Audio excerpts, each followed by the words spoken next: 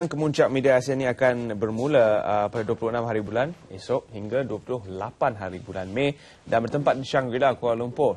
Pelbagai pengisian menarik akan terkandung dalam perbincangan sepanjang sesi ini dan temanya pada kali ini adalah transformasi penyiaran dalam era media sosial. Untuk memberikan pencerahan tentang apakah yang bakal dibincangkan dan juga tentang susun jalur atau caranya, kita bersama dengan yang berbahagia Datuk Adila Sheikh Omar, iaitu pengarah IPTA. Terima kasih kerana bersama kami, Datuk. Terima kasih kerana mengundang. Dan kita mulakan dengan sedikit mukadimah kepada apakah sebenarnya sidang Kemuncak Media Asia ini yang bakal berlangsung di Kuala Lumpur buat kali yang kedua. Yang pertama pada tahun 2004. Bukan kali yang kedua.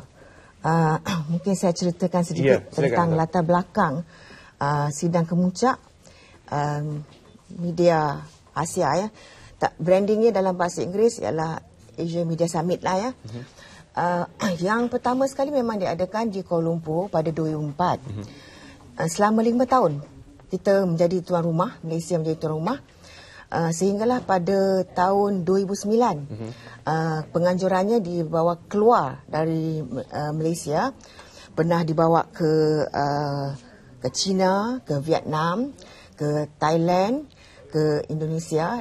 Tahun lepas tuan rumahnya ialah Arab Saudi ya. Dan setelah sekian lama AMS ni di luar Malaysia dan bersempena dengan pada tahun ini Malaysia sebagai pengurusi ASEAN.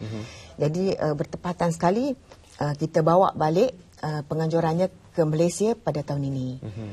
Dan pada tahun ini apakah fokus utama sidang Kemuncak ini? Seperti yang Terence sebut tadi, temanya ialah transformasi penyiaran dalam era media sosial. Jadi memang sangat tepat kita bercakap tentang transformasi. Malaysia pun bercakap tentang transformasi. Kita mentransformasikan perkhidmatan awam. Kita mentransformasikan kementerian kita. RTM pun akan mengalami transformasi ya. Dan temanya juga tentang media sosial yang memang sekarang ni kalau kita lihat pengaruhnya, ada yang kata pengaruhnya yang banyak ya, yang negatif. Tetapi kita tak harus lihat yang negatif sajalah. Jadi AMS pada kali ini kita tumpuannya ialah tentang bagaimana media sosial merubah lanskap penyiaran kita.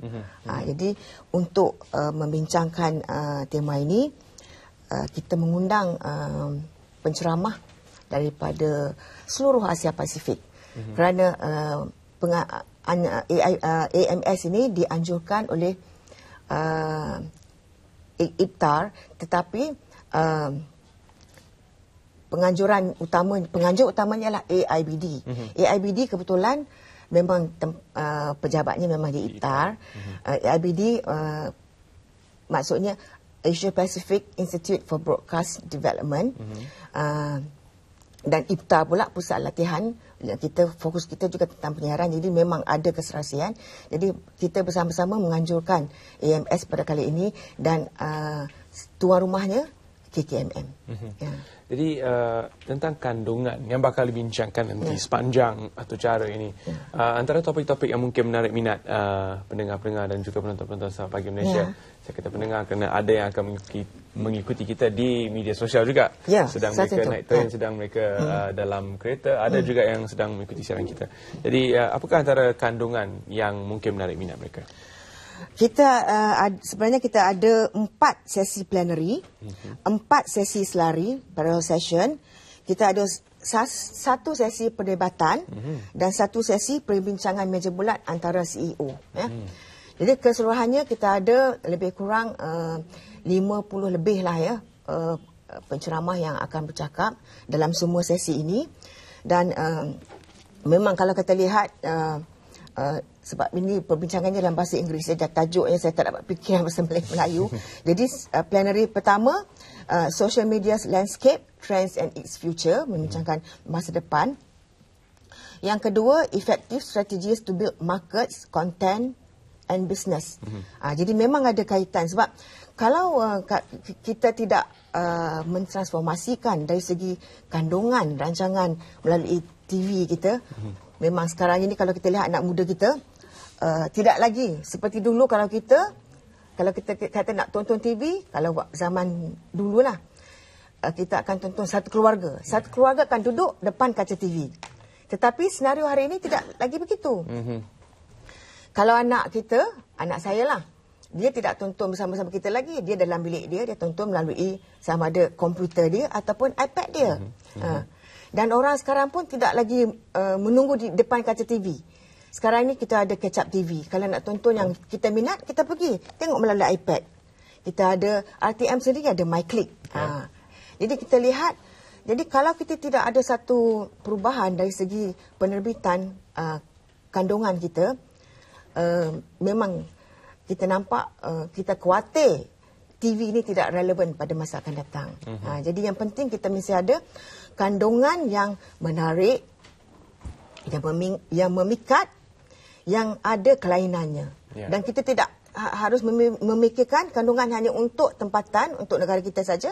Kita mesti memikirkan bagaimana kita boleh bawa keluar negara kita. Jadi semua negara harus memikirkan sedemikian. Dan perkara ini juga ditekankan oleh Yang Berhormat Menteri kita, yang juga memberi penekanan kepada cara bagaimana kita boleh mengeksport kandungan terbitan tempatan. Dan Yang Berhormat Menteri juga akan hadir esok pada sesi perasmian. Yang Berhormat Menteri akan merasmikan sidang kemuncak ini. Dan selain daripada sidang kemuncak dan juga perbincangan akan juga diadakan pada malamnya nanti, satu malam gala media. Itu memang itu satu tradisi. Setiap kali sidang kemuncak ini ada satu jamuan makan malam dan kita akan memperkenalkan kebudayaan kita dalam majlis tersebut. Tapi saya nak berbalik kepada kandungan sidang kemuncak ini. Kita mengundang penceramah dari seluruh Asia Pasifik, dan antara yang akan bercakap termasuklah KPRTM, kemudian kita ada juga penyiar-penyiar yang tersohor dari BBC, dari ABC, dari Australia, juga dari Al Jazeera pun ada juga kita undang, dan tak ketinggalan juga dari SKMM yang akan bercakap lebih kepada connecting the unconnected. Dan KSU kita sendiri akan mempengusikan satu sesi. Satu sesi plenary yang keempat yang akan membicarakan tentang making sense of big data and social data.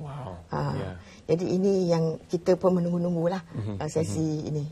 Big data satu lagi transformasi baru untuk kita di dalam media penyiaran ini. Big data merupakan kajian tentang pelbagai jenis data dan bagaimana untuk buat analisis berkaitan data itu.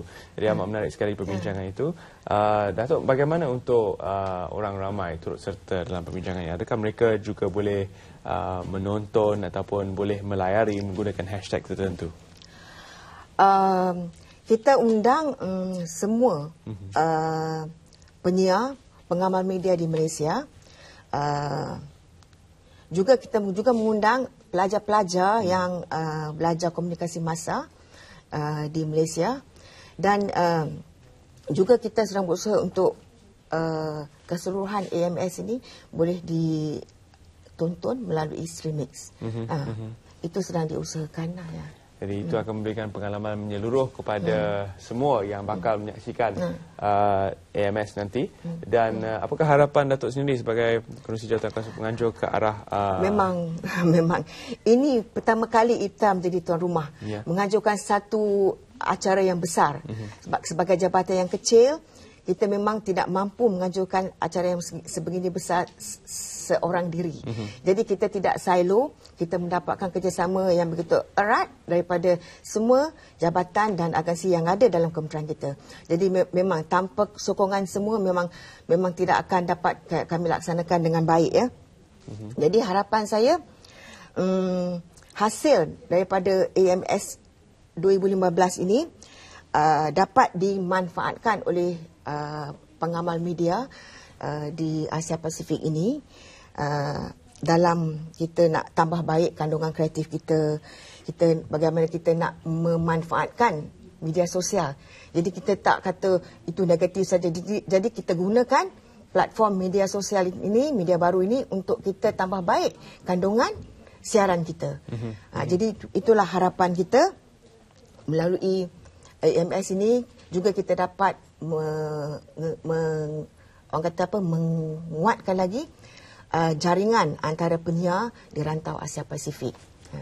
Ya, sudah pasti di Barat kita sudah pun dapat lihat penggunaan media sosial yang meluas dalam pada kandungan dan juga cara mereka menghubungkaitkan semuanya dalam satu package, bukan saja TV tapi juga media sosial mereka. Semuanya ada kaitannya yang tersendiri dan membantu pengguna dari pelbagai genre, pelbagai peringkat umur untuk terus menghayati media masa. Jadi dengan itu kita mengharapkan yang terbaik untuk penganjuran AMS kali ini di Kuala Lumpur, Datuk. Memang kita memang saya memang mengalu-alukan kehadiran terutama sekali anak-anak muda, sebab selain kita ada sesi-sesi dalam sidang kemuncak ini, satu pameran kita adakan bersempena dengan AMS ini. Dan saya memang mengalu-alukan kehadiran anak-anak muda ke Shangri-La untuk menyaksikan pameran yang diadakan selama 2 hari bersempena dengan sidang kemuncak ini. Jadi datanglah untuk menyaksikan sendiri 26 hingga 28 hari bulan Mei bertempat di Shangri-La, Kuala Lumpur. Dan kehadiran anda dinantikan. Semua pengamal media dijangka akan hadir. Dan untuk peminat-peminat dan penggiat-penggiat ataupun mereka yang bakal bergiat dalam industri penyiaran kita, ini juga merupakan satu platform yang menarik untuk anda. Terima kasih, Datuk, kerana bersama kami dalam Selamat Pagi Malaysia. Terima kasih kembali, Terence. Terima kasih kerana mengundang.